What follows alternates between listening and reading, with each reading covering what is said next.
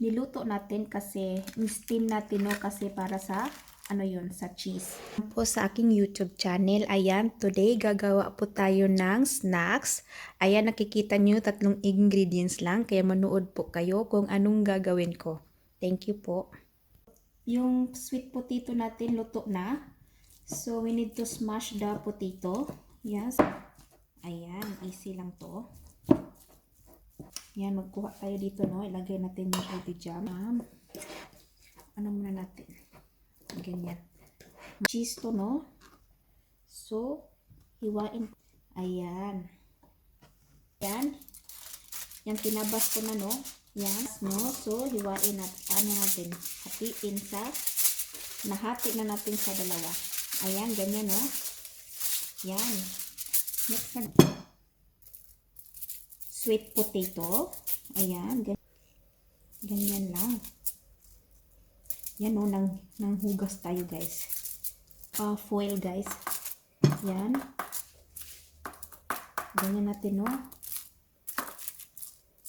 Ganyan siya. Okay, dadagan natin ng ube. Yan. Very easy lang nyo. Naisip ko lang to, guys. Ayan, no? Oh. Yan, na-flat na natin, no? So, dapat tingnan talaga natin na tamang-tama yung paglagay. Ayan. Siyempre, kasi marami yung cheese. Ayan, lagyan natin ng cheese sa middle, no? At siyempre, dahan-dahan. Yan, dahan-dahan. Yan. Ganyan talaga siya, dumidikit. So, ganyan. Ganyan, no?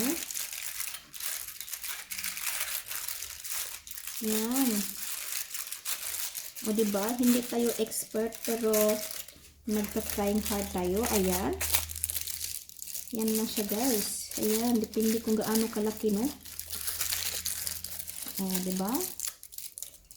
Yan. Ganyan lang. O, diba? Yan. Kayo na mag-adjust kung gaano karami yung gusto nyo, no? Ayan. Tamang-tama yung paggawa ko. Adjust. Ayan, maganda yung dahon ng saging day. Nakagawa tayo ng 8, no? Pero hindi siya magkapareho ng sukat. So, kayo na mag-adjust. Ayan, saka excited natin. Ayan. I-ano din mo. Pwede yung malalim, guys.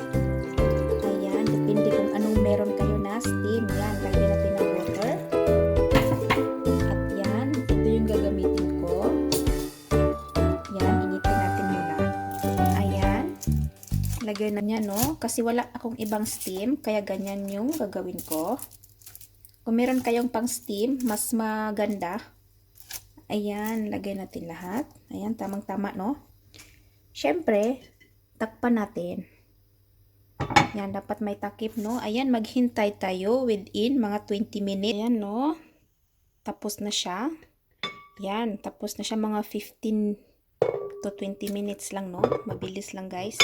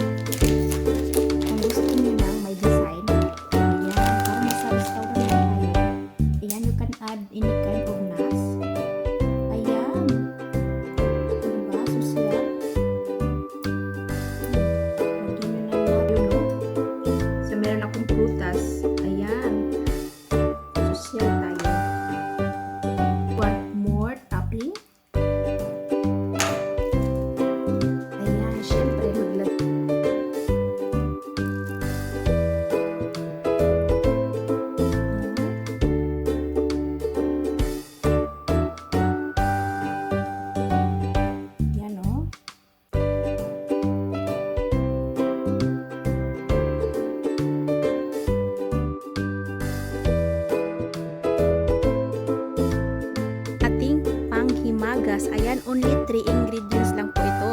Siyempre, magdagdag ka ng pang-topping na anong gusto mong i-topping mo. So, naisip ko chocolate. Ayan, sana magustuhan nyo yung ginawa kong panghimagas. Ayan, very simple lang, no?